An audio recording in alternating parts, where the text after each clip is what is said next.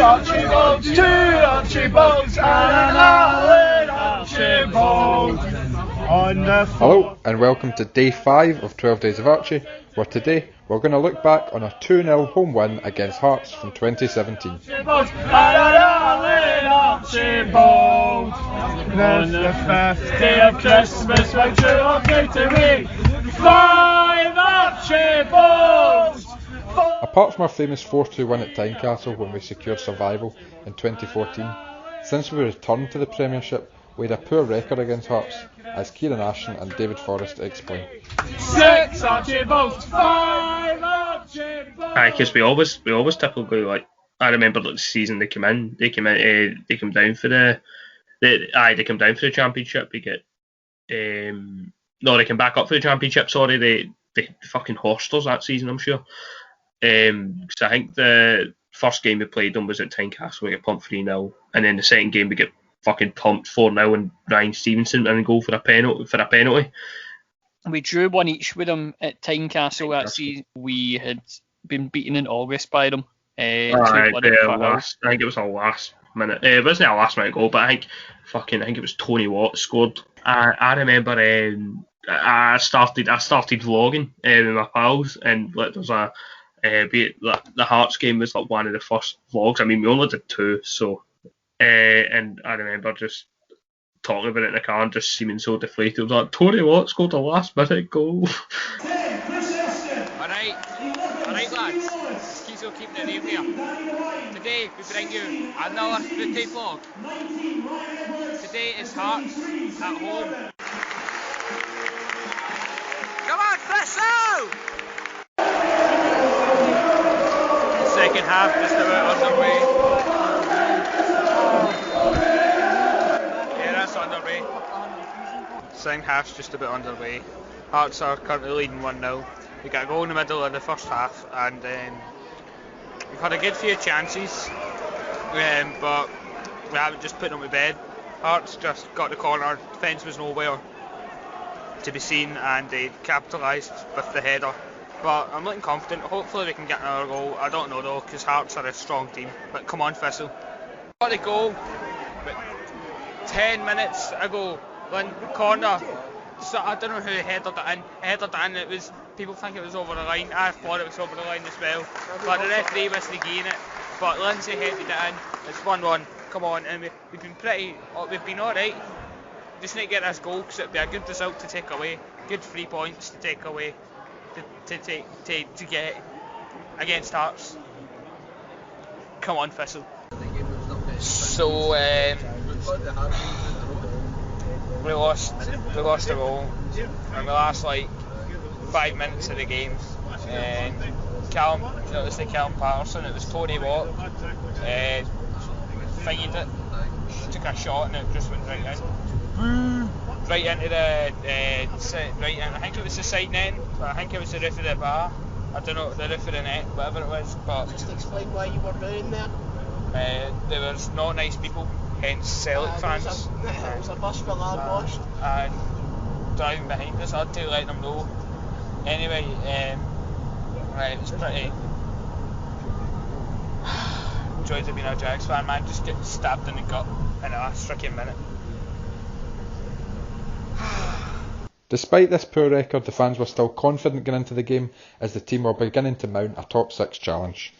I remember this is we were on this. I think we were on really good form at this point in the top 6. I think we were keeping quite a lot of clean sheets at this point, getting results. And as I said, we never destroyed anyone. We never got a massive scoring game in the top 6. But we were just good at getting those results you needed. I mean, have we mentioned this recently about the top 6 season, about there wasn't too many impressive displays, if you know what I mean, in terms of we didn't absolutely dominate games very often in that season. In that game, we really took it to them, and it was probably one of the more convincing performances, because when we were putting this together, when we were choosing what matches to pick and stuff like that, we went through the Wikipedia, going through all the results and going, Jesus, is this how we get top 6? And just being like, there's nothing here. There's There's no Remember? decent performances, and we had to sit and rack our brains. But like, it's quite marvelous, like, because when speaking to Matt and Mark about this, it's marvelous that like we had a terrible start to the season. We always had a terrible start to the season, to be honest, since I've Hmm. started going to Thistle. Even like throughout the entire Premiership, every year it was a running thing of we were terrible till I Christmas. think and apart stuff from like the first season up, we started quite well in our first season up, but apart from that. that. Yeah, And we beat Ross County 4-0 on the opening day in the second season, but then we just kind of faded away after that. yeah, but like we really didn't do well here. But it was just one of those things where everyone else didn't really do well either, and it was it was miraculous that we were sort of still in contention, and then we went on that run from like October through to sort of March, April time, when just before the split or whatever. And yeah, it was a really, really a good run there. But it's just quite wild to think that if you look at the performances, this is very much a standout one purely because we really took it to them and we were the dominant team, which is not something you can say too often about us in that season, despite getting top six. Yeah, there's only a few games I can remember in that season that we really, we were the team that was deserved the result. I remember that 2-0 win up at Dundee away when Adi Aziz scored and Chris Doolan scored. We really deserved that win. We were quality that day. Yeah, I remember that. There wasn't too many games where we were all over the other team. But as I said, that season, the defence is probably one of the main, if not the main reason we got top six. Here's Jamie McDonald discussing his favourite players from our top six season. The defence and the midfield as well. I mean, Abdul Osman was brilliant that season. That was like prime Abdul Osman, I think, that season. And we had Liam Lindsay at the back, and we had a good defence that season. I think that was probably Callum Booth's best season for us as well. And we had Christy Elliott. We just had a good squad that season. I enjoyed that season. It was enjoyable watching because I actually think we went into every game, and I think especially the second half of the season we went into like nearly every game thinking we can get a result here, but it doesn't often happen. So we were good at getting those 1-0s, those 2-0s, those 3-1s. We were just good at getting those kind of games. Yeah, no, I totally agree. And yeah, when we went on that run, it was very much that sort of defensive solidity was the thing that really held us for. I mean, Liam Lindsay, he, obviously there's a lot that's been said about Liam Lindsay. I mean, do you want to talk about Liam Lindsay for a second? Yeah, I'll talk about him. Yeah. I mean, Liam Lindsay is a player who I hate that he's just just kind of right now rotting away in the Stoke reserve team. He's not even made a league appearance this season. It's just I don't like seeing that. And then I've got kind of the fear he's going to end up just coming back here and playing for like Motherwell or something like that. It's not that that's a bad level to be playing for. Obviously Motherwell are a big team in Scotland. It's just that I really wanted him to achieve better things down south than what's ended up happening to him. Just kind of rotting away in the reserve team of Stoke. So when he got the Stoke move, I was like, that's a good move for him. And he got a lot of game time at first, but obviously Stoke had a really poor season last year. And I think there's been some managerial changes, and it's just not helped him at all. Not really any stability for him. And yeah, I'm kind of hoping he maybe gets another move in the Championship down south, or maybe tries his luck abroad, seeing what that happens there. But we're just gonna have to wait and see, because he's a good player, Liam Lindsay. I mean, he's got a great build for a centre half. He's tall, he's strong. He can get a goal up the other end. He's good in the air. He's a good player. So I really do hope. I wish him all the best for his career. Yeah, right. So he was in the team of the year that year, which I don't think there was too many non-Old Firm. He's the only player, I think, as far as I remember, outside of Aberdeen and Celtic, to get in Rangers, maybe to get in the team. It was a big thing, the fact that he got in and it wasn't Aberdeen, Celtic, or Rangers. And to be honest, he absolutely deserved it. I mean, we talked a lot of the time about all the players that played next to him were intrinsically better when they played next to Lindsay. Yeah, look at Keown. Yeah, Niall Keown. Forgot to mention Keown in defence. That season, his partnership with Lindsay was brilliant. Adam Barton playing in that sweeper role worked well as well. Yeah, Adam Barton. That was very much the good season, Adam Barton, where you saw everything he could do. He was fantastic in that role. His seasons were so contrasting. This first season he looked great. Second season looked like he wasn't interested.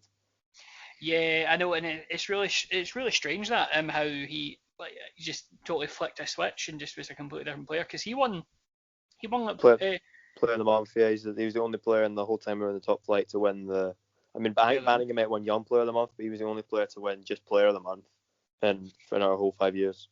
Yeah. And he deserved it, to be fair. He was brilliant that month, I remember. At the time, Hearts were under the spotlight after the appointment of inexperienced manager Ian Cathro. Ian Cathro, the Thistle man himself, came in, and we get points off him, and I think me and my pal David were talking, saying, "Oh, Ian Cathro's on the Christmas card list and all that. Send him, we're going to give him Christmas cards because it was He just gave us fucking points, didn't he?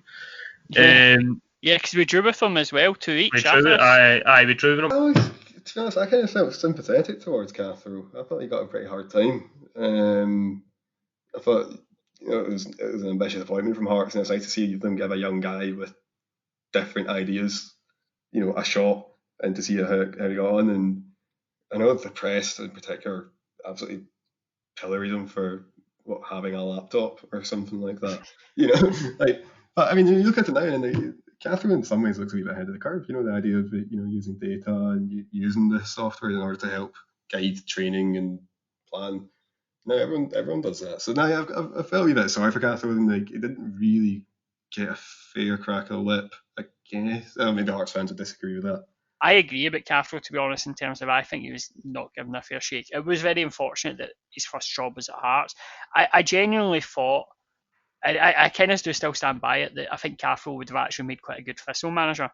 I would have liked to have seen him. I think if he, the problem was is that he was in the spotlight and just, all the media were like, he's got a laptop, what's that? But if he was at a team that was like Thistle or even a Morton or something like that, I think he would have done really quite well. And I think that, he could have really revolutionised it. And it is a shame to see him kind of get pilloried for it, because you just have this roundabout of managers who just go from like one shite championship team to another shite championship team, just lifetime jobs, because people just panic and bring them in. And I think though, Cathro, and to be fair, is it at Wolves now? So that's surely a vindication of his methods. I'm sure he's a coach at Wolves under, is it Espirito Santo, isn't it, their manager? Yeah. But certainly, he's working for an upwardly mobile club in one of the richest leagues in the world, and they're, probably one of the top 10 leagues and top 10 teams in England now. That's, he wouldn't be there if he didn't have something to offer. So, I think that while first team management didn't quite work out, he's clearly a capable guy. He's clearly a clever guy. Otherwise, you don't get those roles, Despite his coaching ability, Cathro's inexperience in the hot seat proved at Firhill as he played Leonard Sowa out of position at centre half that day. I remember Doolan scored early on. I think it was what's his name? Is it Leonard Sowa or something? I think he was Hearts' left back, and he just did this terrible header across the face of goal, and then Doolan just brought the ball down like he always did. Great first touch, and then just tucked it away. Put his 1-0 up quick into the game. This was in the lead up to Doolan getting his 100 goals. Doolan scored in the first half. I think it was his 97th goal. I'm sure 97th, 98th. The memory I have of that is I remember watching a Hearts fan vlog noising out for the back of the stands as Ian Cathro, yeah, in the pure most Edinburgh Fife accent or something like that. Just going, Ian Cathro, you're pish, just absolute abusing Ian Cathro.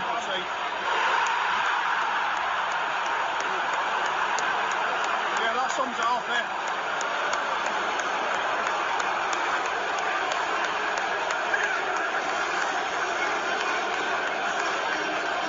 That defence is pretty poor, eh? That defence is shocking. Yeah, Lewis, Hamilton, fucking piss. He's a passenger in this team. Let's be honest. Mate.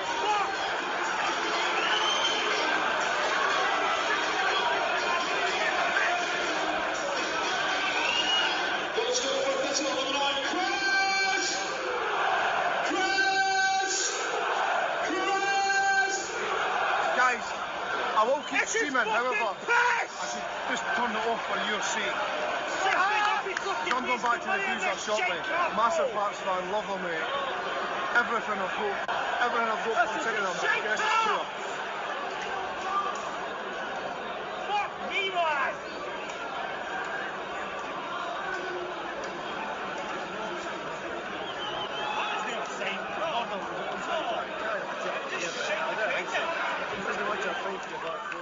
Yeah, well, I think he was already under pressure at that point, but I remember I've seen a video from the Hearts stand, and yeah, they were absolutely raging at him for that game. A red card and a volley that Zinedine Zidane would have been proud of from Liam Lindsay saw Thistle leave Firhill with 3 points that day. And I remember I had this irrational fear, you know, as Milking Calves. Yes. I remember, I think I watched a game. I think it was like the St Mirren game or something. I remember doing well, and then I remember he signed for Hearts. And I'm like, oh fuck, here's Lisma, and then he gets sent off that game. Yes, he did. Yeah. He did, aye. And I was going fucking mental because I was like, this is a guy that I feared that he get fucking sent off. Just Hearts fans fucking abusing fucking Ismac and Galvez, calling him a lazy bastard and all that. In the second half, the ball was going out for a corner. For some reason, Abdul Osman kept it in, which everyone groaned at him for, then flicked into the box. And Liam Lindsay scored a really good shot, actually, a really powerful shot, especially for centre half. And yeah, it was a great result that day. So, it's the only team. Yeah, it's the only team we beat in Hearts at home, and in the time we were in the Premiership. But yeah, that was a great result. That. I mean, certainly from our perspective, it's a great win. You know, like we don't. I suspect our record against Hearts over the last decade or so is actually pretty poor. I mean, I know we've played them a couple of times in the cups, and then we, you know, to us, aside from the 4-2 at Tynecastle, I'm struggling to think of any, and obviously this game, but I'm struggling to think of any like sort of comfortable wins against Hearts. I don't know. Certainly, whenever I go see Thistle v Hearts, we never seem to win. I think I've been seeing Thistle v Hearts 7 or 8 times over the years, and we've never won once. So I think my curse just extends beyond the professional into my personal life as well, to be honest with you. Yeah, like I know what you mean. I've been to see them play Hearts quite a bit, and yeah, you would just I think the great joy of this game is that because we'd had quite a poor record against Hearts for quite a while, you didn't really expect anything from it. I know we were kind of like, I mean, we weren't exactly setting the world alight in terms of, you know, play or anything that season anyway. Like I know we were on a slow start we got off to as well, right? I mean, you know, I know we always start slow, but I mean, even that season, I'm sure we were pretty slow at the traps. Yeah, definitely. I think there was a stat where they said if the season had went from October to like April, we'd have been in the Europa League because we'd done so well. But it was just like the August and September were the things that hamstrung us, whereby we just did not win, and we just did some really poor results. And I think this game, it was kind of, yeah, like at that point you didn't really expect anything, because I seem to remember the first game that season, I believe we get beat at Firhill, and then because we got a player sent off, and then I believe we had a draw, and then it was just a case of we'd had quite a few run-ins with Hearts where we hadn't really picked up much apart from the 4-2, that you just kind of thought, well, you know, I don't think this even was a very particularly big game, if you know what I mean. I think it was just kind of in the middle of the calendar. Yeah. And then nobody really expected anything in the end. To get that result was great.